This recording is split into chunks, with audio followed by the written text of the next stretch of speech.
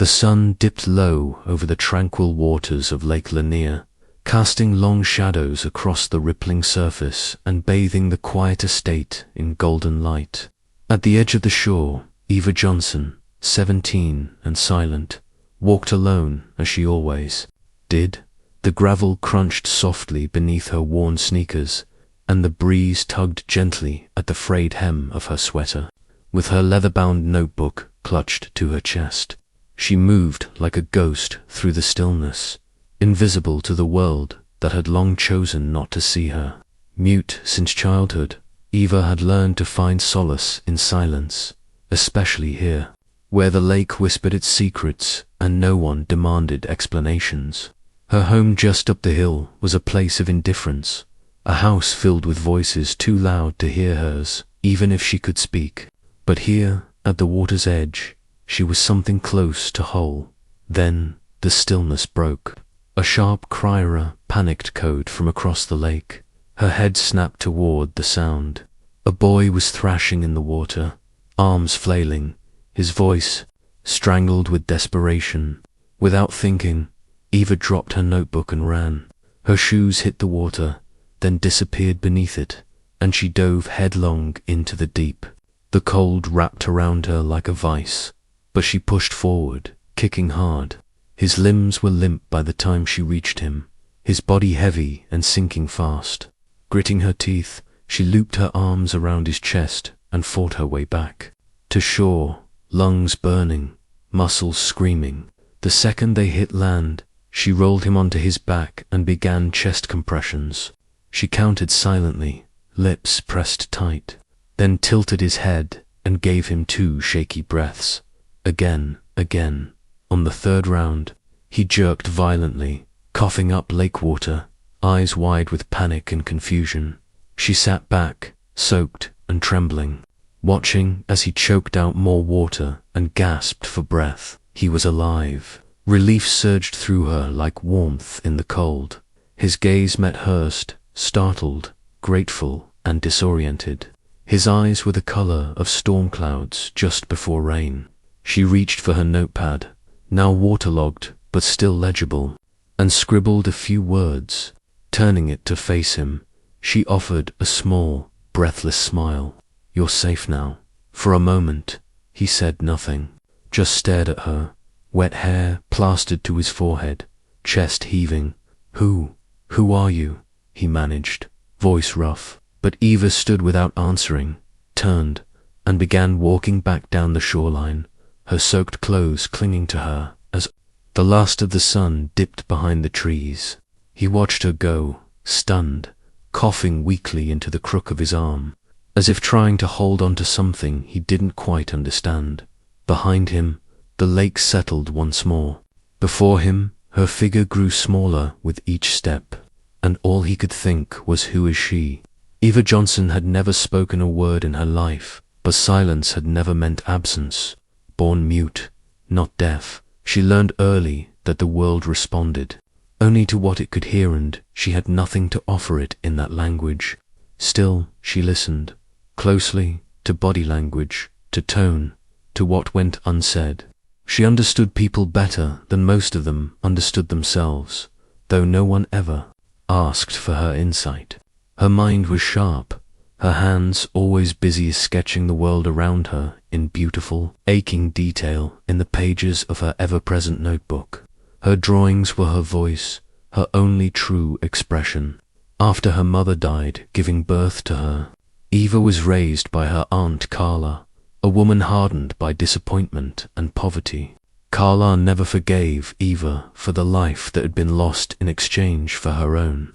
What should have been love turned into resentment, and what should have been a home became a place of chores and silence. Eva cooked, cleaned, picked up odd jobs around the neighborhood, and handed over every dollar she earned. What Carla didn't know was that Eva stashed small amounts away beneath a loose floorboard, behind her sketchbook savings, for an escape she could barely imagine but refused to give up on. Despite the cruelty of her upbringing, Eva never became bitter. Her resilience wasn't loud, but it was steady.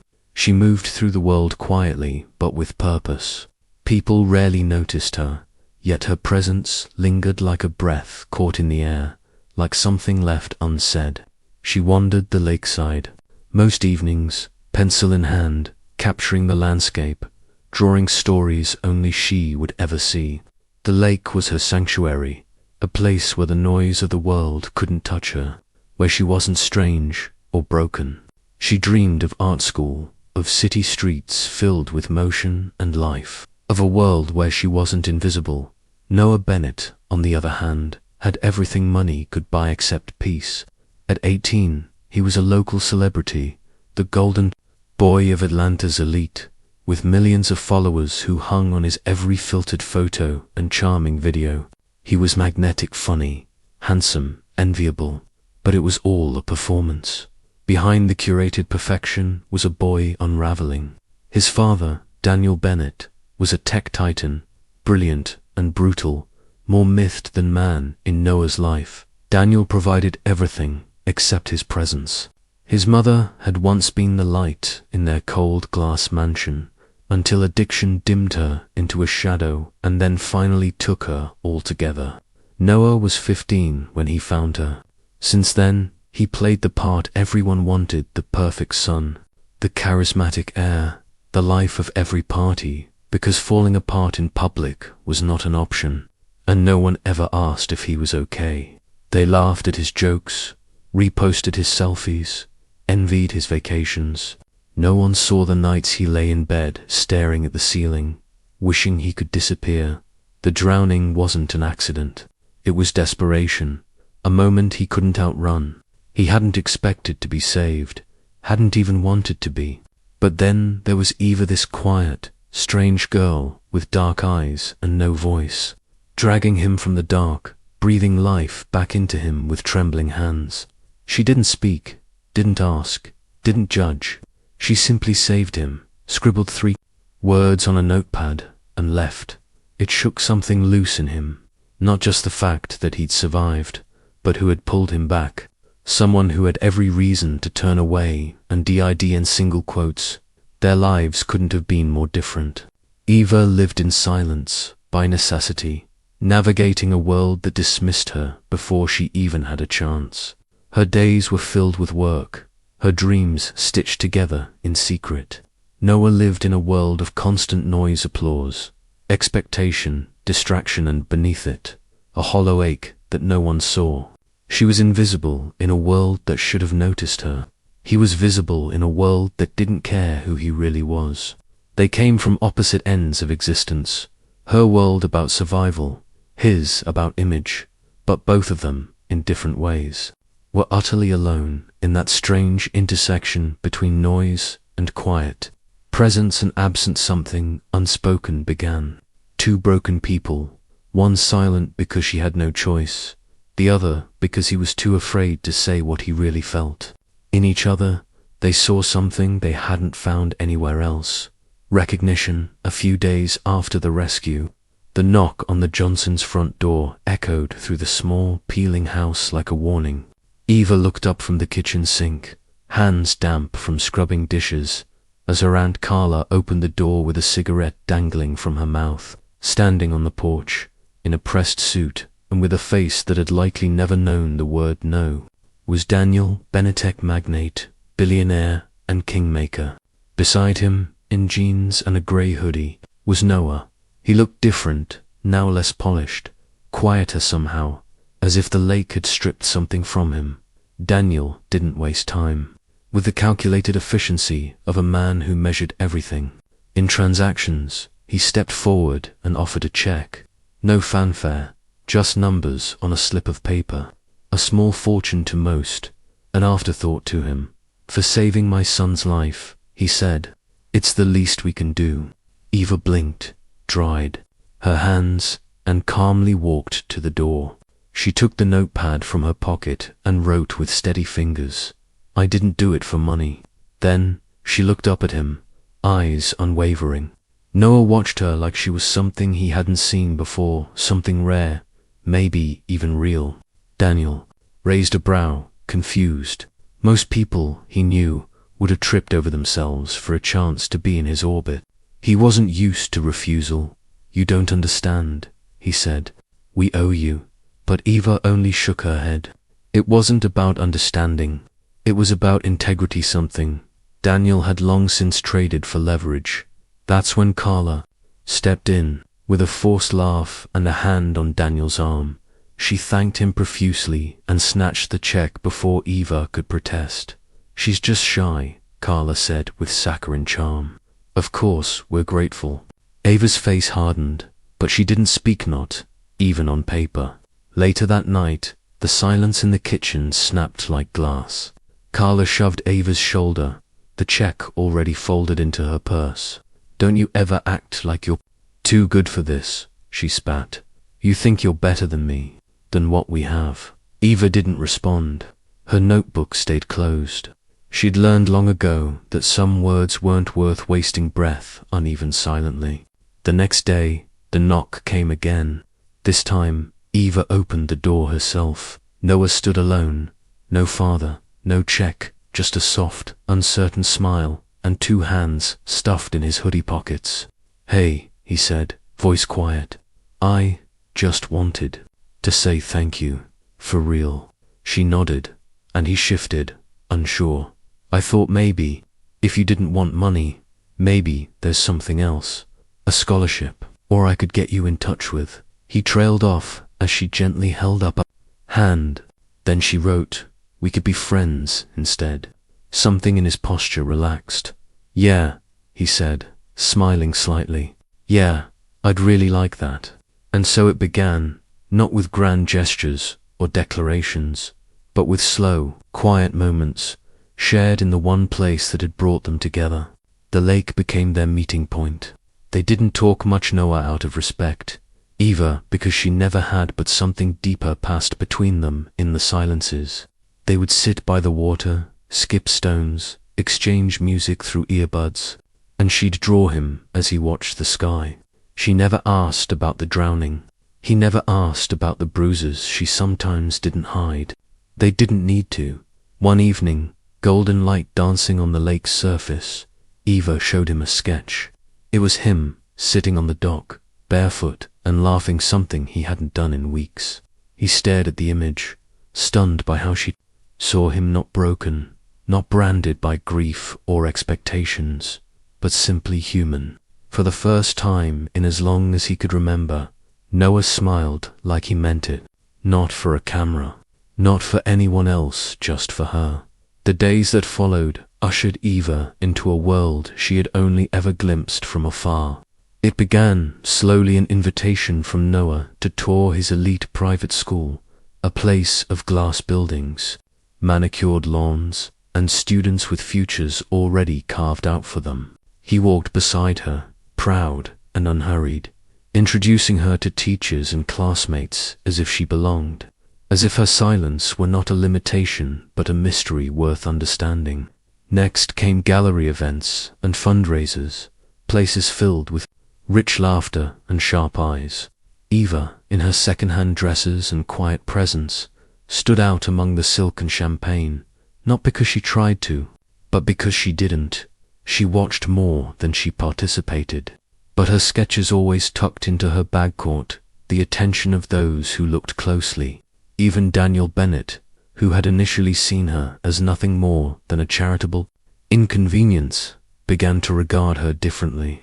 There was something about the way she carried herself, dignified, unafraid, even when surrounded by people who dismissed her with their eyes.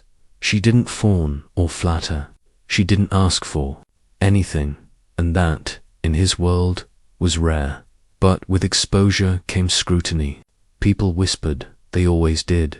Who is she? Why is he with a mute girl? The comments slithered through every room they entered. Some masked their cruelty in curiosity.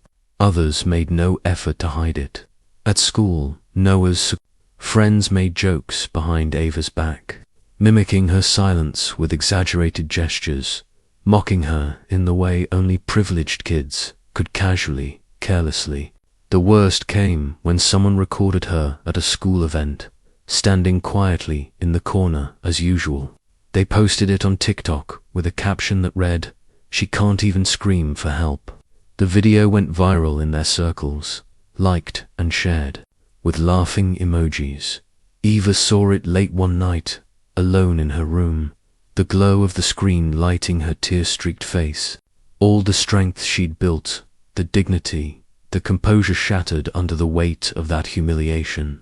She couldn't stop the shaking in her hands, couldn't breathe. Her silence, once her armor, felt like a cage. When Noah found out, the calm boy who usually masked his anger behind wit and charm erupted. He confronted his friends, if they could still be called that, with a fury that stunned even him. Shouts turned to blows, friendships ended in a single afternoon. He deleted accounts, burned bridges. When it was over, he went to Huradide, shaking and broken in a new way. He told her the truth, that she wasn't just the first person to see him, she was the only person who ever had. But Eva didn't smile. She didn't reach for his hand. She wrote instead, "I'm not your project," because that's what it felt like, for a moment, that he was trying to fix something in her, to fix something in himself, and she couldn't be that for anyone. She had spent her whole life being a burden, a problem to be solved. She wouldn't let herself become a prop in someone else's redemption story. Noah didn't defend himself. He didn't argue or explain.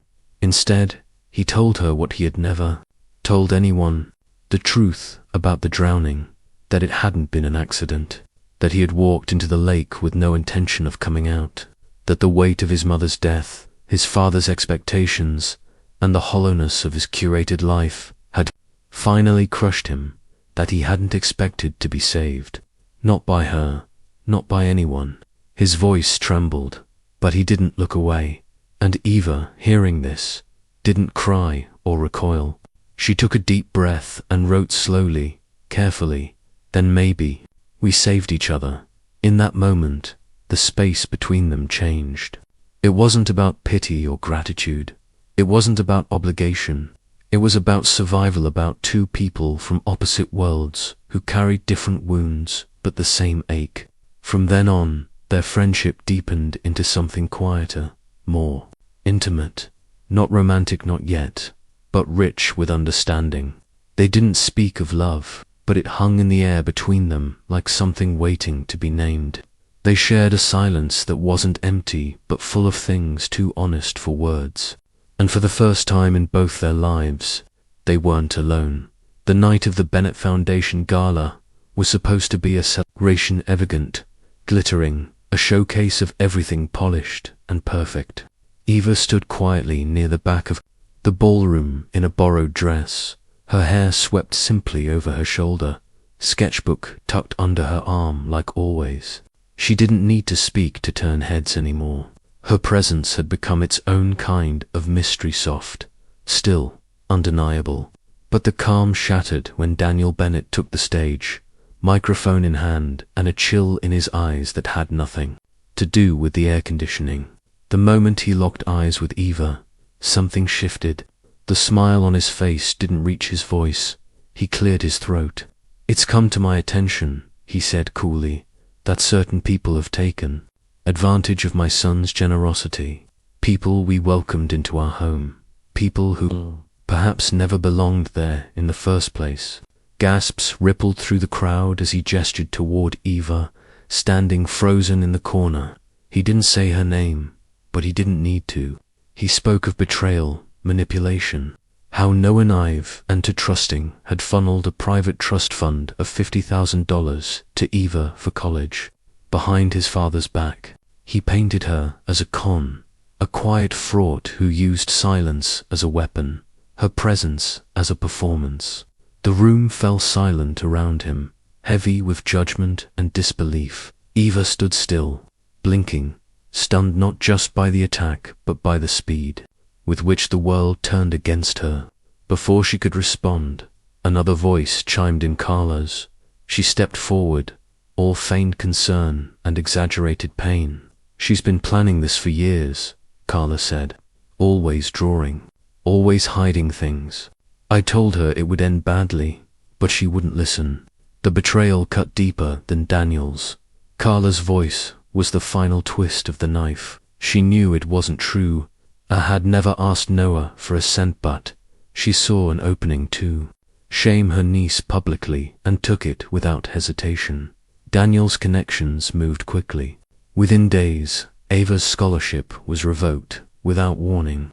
The trust fund Noah had set aside, frozen and flagged as a potential scam. No explanation, no appeal, just a closed door and silence at the end of every phone line.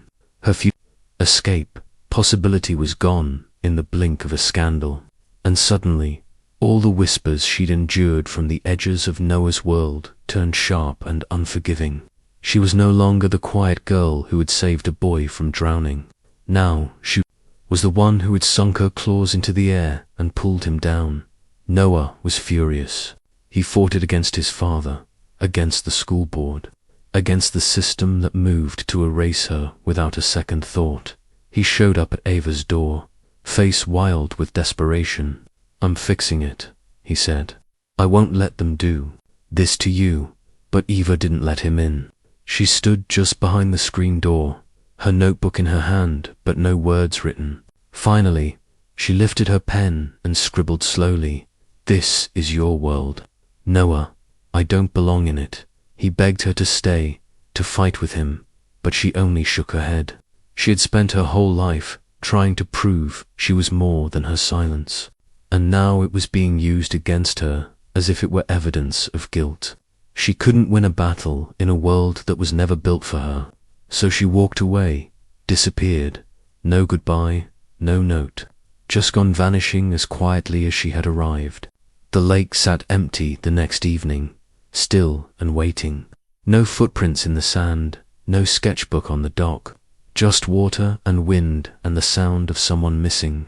Noah sat there alone, heart hollowed, staring out at the place where it all began, realizing too late that what they had wasn't just rare, it was real. And now it was lost. 3 months passed like pages in a quiet book. In a small town, miles away from the noise and glare of Atlanta, Eva found herself Agonor, maybe 4, the first time she simply allowed herself to be. The community arts center wasn't glamorous. It smelled faintly of acrylic and chalk dust, and the roof leaked when it rained. But here, among paint-splattered smocks and the laughter of children too young to judge, she was safe. Every afternoon, she taught painting to kids who spoke with color more than words, and every evening she walked home past the sunflower fields, her sketchbook still faithfully at her side. The scars of what had happened hadn't vanished, but they no longer dictated her reflection. She had carved out a life with no need for validation, only quiet purpose, and it was enough until Noah showed up. She saw him first through the smudged glass door of the center, sitting on the front steps with a familiar notebook in his lap. He looked different, less polished, more grounded, but the ache in his eyes was unchanged. When she stepped outside, he stood, not speaking, only flipping open the notepad and turning it to her. In his messy scrawl, it read, "I never defended you loud enough. I let others speak over your silence. I'm sorry." Eva stared at the words, her throat tightening. He didn't ask for forgiveness. He simply stood there, holding his apology out like an offering. Then, slowly, he reached into his backpack and pulled out something else, an envelope with her name typed cleanly across the front. "I submitted your sketches," he said softly, "the ones you did of me at the lake. I didn't put your name on them, not at first. I just wanted the world to see what I saw." His voice faltered. "You won, Eva, the national art competition, a full scholarship, and a gallery contract." He smiled, small and proud. "They want you, not because of me, because of you." Ava's breath caught.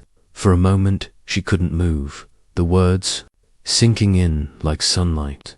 She took the envelope, hands trembling slightly, and opened it. Inside were the letters, formal, beautiful, real. Her art had spoken louder than anyone ever had for her.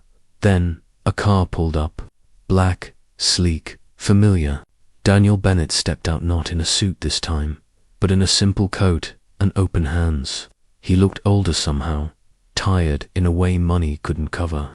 "I was wrong," he said, before she could retreat. "Wrong about you. Wrong about my son. I didn't see the whole picture. I only saw what I wanted to, and I'm sorry for what I did to you." His voice didn't shake, but his pride had been humbled. He reached into his coat and held out a folded document.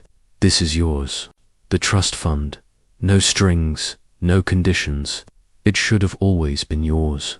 And whether or not you believe this, your silence says more than our money ever could." Eva looked between them, father and son, both trying, both changed. She didn't need to write anything. Instead, she stepped forward and took Daniel's hand, not for him, but for herself. Forgiveness wasn't forgetting.